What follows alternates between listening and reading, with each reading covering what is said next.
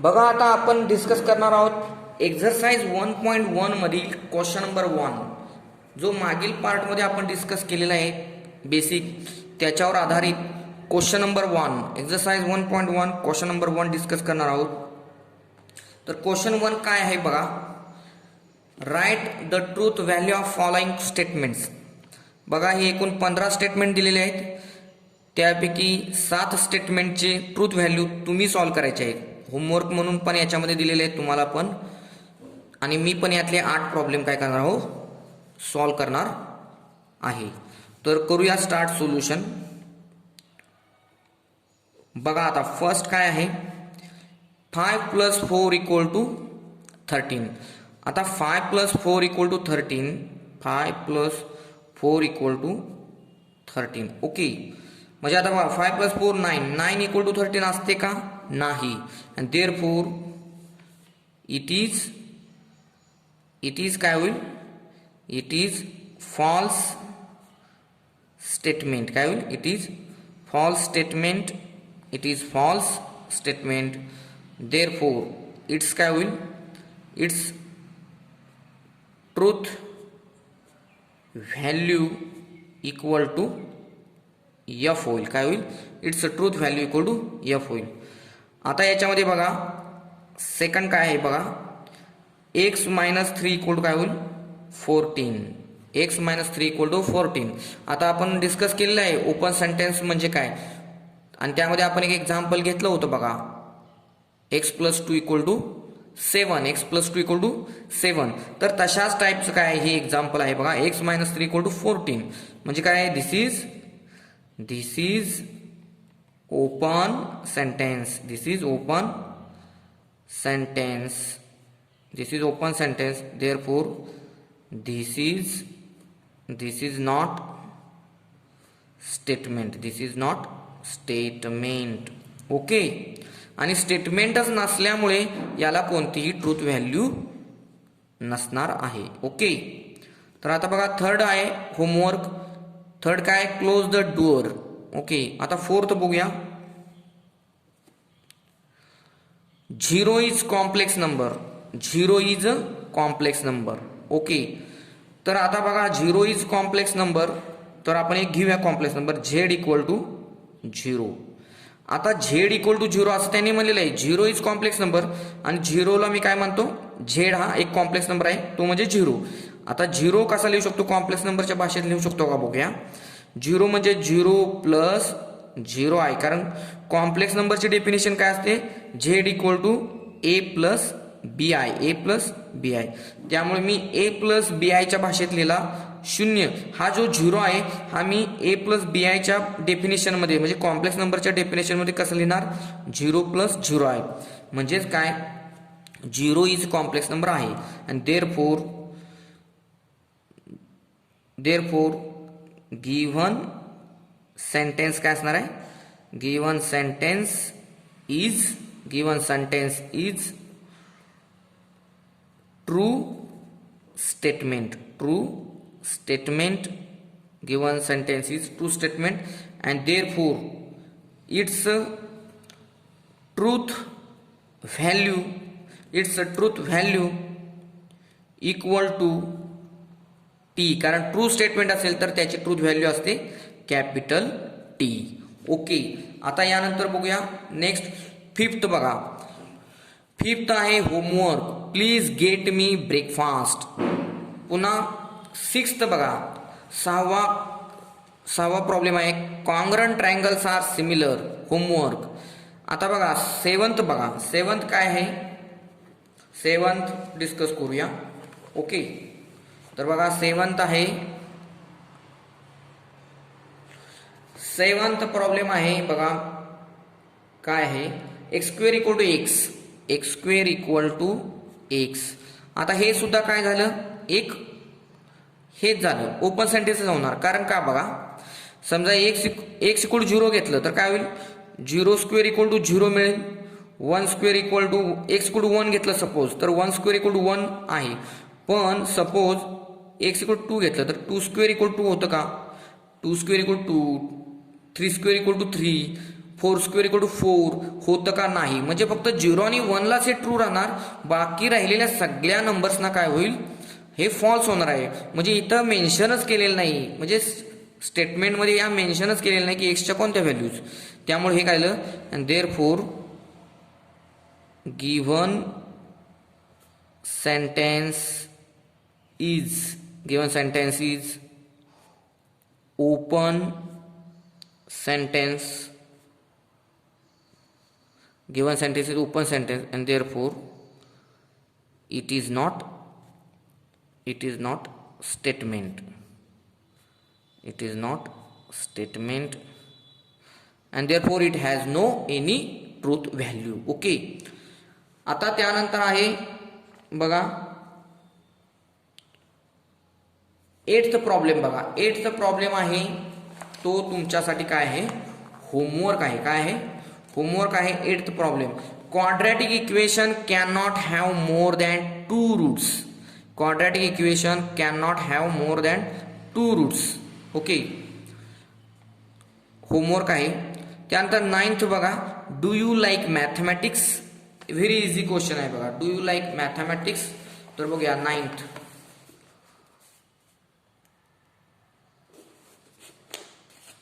काय आहे, do you like mathematics म्हणजे काय आला, हा कशा टाईपचा सेंटेन्स आहे, do you like mathematics question type sentence, म्हणजे काय इंट्रॉगेटिव्ह सेंटेन्स. म्हणजे given sentence is interrogative and therefore it is not statement.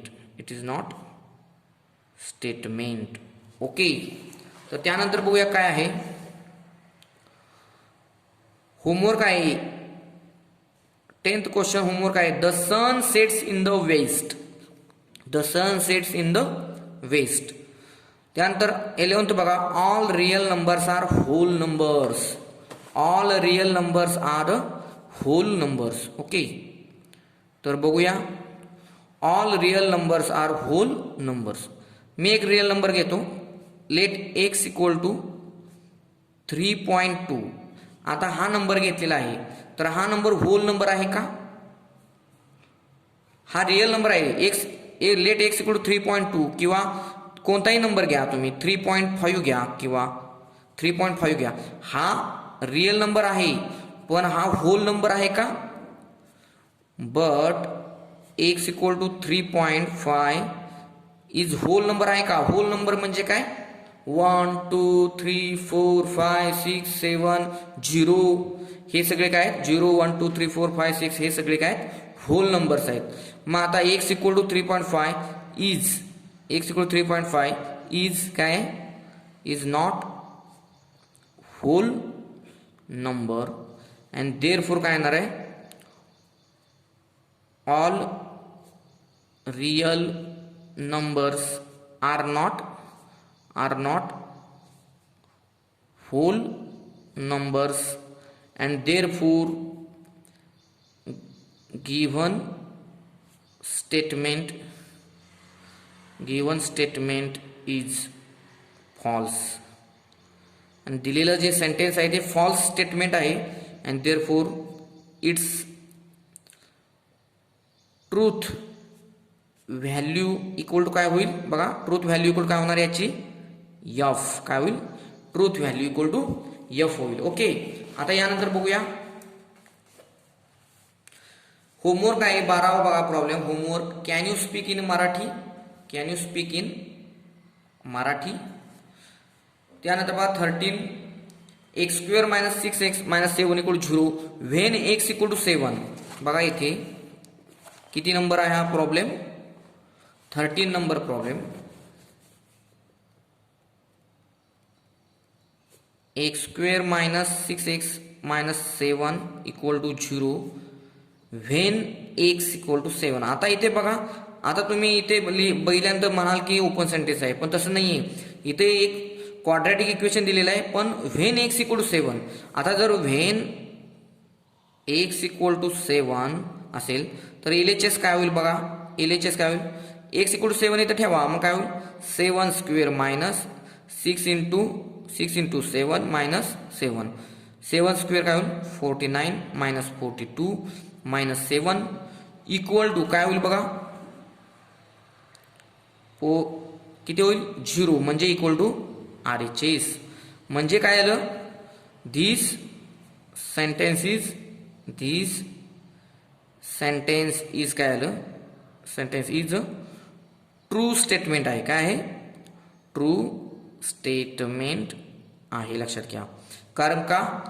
कारण हे दिलेलं आहे त्याच्यामध्ये व्हेन एक्स इक्वल टू 7 एक्सची व्हॅल्यू दिलेली आहे तुम्हाला, त्यामुळे आणि ती दिलेली व्हॅल्यू ह्या इक्वेशनला सॅटिस्फाय सुद्धा करते, त्यामुळे ते ट्रू आहे. जर सॅटिस्फाय करत नसती तर तुम्ही काय म्हणला असता false statement.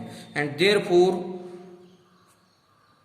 Truth value equal to काय होईल टी. ट्रू स्टेटमेंट असल्यामुळे ट्रूथ व्हॅल्यू काय होईल truth value equal to capital T.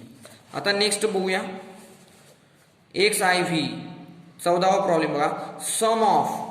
Some of cube roots of unity is 0. Sum of cube roots of unity is 0. तर बघूया आता इथे काय होतं ते. Sum of cube roots of unity is 0 म्हणजेच काय 1 plus W square equal to 0. आपल्याला माहितच आहे क्यूब रूट्स ऑफ युनिटीज कोणत्या आहेत 1 डब्ल्यू आणि डब्ल्यू square are the cube roots of unity. लक्षात घ्या, पुन्हा एकदा लक्षात घ्या, क्यूब रूट्स ऑफ युनिटी कोणत्या आहेत तुम्ही कॉम्प्लेक्स नंबर मध्ये शिकलेला असाल. क्यूब रूट्स ऑफ युनिटी कोणत्या आहेत 1 डब्ल्यू स्क्वेअर आणि त्याचं काय म्हणलेलं आहे यांनी सम इज 0 म्हणजे बेरीज, त्याची बेरीज 1 प्लस डब्ल्यू स्क्वेअर इक्वल 0. तर हे काय आहे this sentence is a true statement. This sentence is a true statement आहे. हे ट्रूच आहे कारण हा एक थेरम असल्यासारखंच आहे. This sentence is a true statement and therefore it's a truth value काय होईल it's a truth value equal to काय होईल बघा it's a truth value equal to T. काय होईल it's a truth value equal to T. Okay. तर आता बघा यानंतर काय होतं ते. तर अशा तऱ्हेने बघा यानंतर आहे होमवर्क. बघा 15वा problem. It rains heavily. Homework म्हणून आहे तेव्हा तुम्ही जे तुम्हाला प्रॉब्लेम्स होमवर्क म्हणून दिलेले आहेत ते तुम्ही काय करा सॉल्व करा होमवर्क म्हणून. ओके. आता नेक्स्ट पार्ट डिस्कस करूया. Simple statement. कसली स्टेटमेंट आहे ती सिंपल स्टेटमेंट म्हणजे काय बघा statement which cannot be split into 2 or more statements is called simple statement. म्हणजे सिंपल स्टेटमेंट म्हणजे काय असं स्टेटमेंट की जे काय करू शकत नाही आपण ब्रेक करू शकत नाही 2 किंवा 2 पेक्षा जास्त वाक्यांमध्ये आपण काय करू शकत नाही ते स्प्लिट करू शकत नाही. ओके. तर एक्झाम्पल बघूया. Example very easy. बघा एक्झाम्पल काय आहे. For example Mumbai is the capital of Maharashtra. Okay. तर आता हे काय झालं हे एक सिंपल स्टेटमेंट झालं ज्याचे तुम्ही काय करू शकत नाही 2 किंवा 3 भाग करू शकत नाही म्हणून याला सिंपल स्टेटमेंट म्हणलं जातं. आता कंपाऊंड स्टेटमेंट. कंपाऊंड म्हणजे कंपाऊंड कसं तयार होतं तर 2 किंवा 3 पेक्षा जास्त जर घटक एकत्र आले तर त्याला आपण काय म्हणतो कंपाऊंड म्हणतो. काय म्हणतो कंपाऊंड. तर बघा कंपाऊंड म्हणजे काय combination of 2 or more simple statements is called as compound statement. बघा combination of 2 or more simple statements is called as a compound statement. म्हणजे 2 किंवा 2 पेक्षा जास्त सिंपल स्टेटमेंट्सचं जर कॉम्बिनेशन आपण घेतलं एकत्र केली त्यापासून तयार होणारं जे स्टेटमेंट असतं त्याला आपण काय म्हणतो कंपाऊंड स्टेटमेंट म्हणतो. For example 2 is prime number 2 is prime number and 4 is even number and 4 is even number. Okay, तर आता हे एक्झाम्पल बघा. 2 is prime number, 2 is prime number आहे. Okay, and 4 is even number. आता ही दोन वेगळी काय आहेत सेंटेन्सेस आहेत आणि ती मी काय केलेले आहेत अँड, हा जो अँड शब्द आहे त्यानं मी ती जोडलेली आहेत. 2 is a prime number and 4 is even number. तर हे एक्झाम्पल आहे कंपाऊंड स्टेटमेंटचं. आता त्यानंतर आपण डिस्कस करूया लॉजिकल कनेक्टिव्ज. आता लॉजिकल कनेक्टिव्ज म्हणजे काय, तर ही जी आता कंपाऊंड स्टेटमेंट आपण तयार करणार आहोत त्यांना काही कनेक्टर लागतात. काय लागतात, कनेक्टर लागतात. जसे आता हे दोन स्टेटमेंट आहेत त्यांना मी कनेक्ट केलेलं आहे अँड या शब्दानं, तसे कनेक्टर लागतात. अशा कनेक्टर्सना काय म्हटलं जातं, लॉजिकल कनेक्टिव्ज. तर बघूया काय डेफिनेशन आहे. Words like and, or, if, then, जर तर. अँड म्हणजे आणि, ऑर म्हणजे किंवा, इफ देन जर तर, इफ अँड ओनली इफ जर तर जर, अँड नॉट म्हणजे negation, are used to connect two statements forming compound statement. हे जे आहेत and, or, if then, if and only if, not, हे जे कनेक्टर आहेत हे काय करतात, कनेक्ट टू स्टेटमेंट्स, दोन वाक्यांना जोडतात आणि काय करतात, एक कंपाऊंड स्टेटमेंट तयार करतात. फॉर्मिंग कंपाऊंड स्टेटमेंट म्हणजे एक कंपाऊंड स्टेटमेंट तयार करतात आणि म्हणून यांना काय म्हटलं जातं, आर कॉल्ड ॲज लॉजिकल कनेक्टिव्ज म्हणतात. काय म्हणतात, लॉजिकल कनेक्टिव्ज म्हणलं जातं. येते लक्षात तुम्हाला. तर आपण काय करणार आहोत बघा, आपण नेक्स्ट पार्टमध्ये हे जे लॉजिकल कनेक्टिव्ज आहेत याचा उपयोग करून कंपाऊंड स्टेटमेंट आपण सिम्बॉलिक फॉर्ममध्ये कसे लिहू शकतो. कारण 12वी बोर्डाच्या परीक्षेत 2 मार्कासाठी अशा टाईपचे प्रॉब्लेम, 1 किंवा 2 मार्कासाठी प्रॉब्लेम 12वी बोर्डाच्या परीक्षेत येतात. Symbolic form of compound statement by logical connectives अशा टाईपचा पार्ट येतो. नेक्स्ट लेक्चरला आपण, नेक्स्ट पार्टमध्ये आपण हे डिस्कस करणार आहोत. Okay, thank you for watching my video.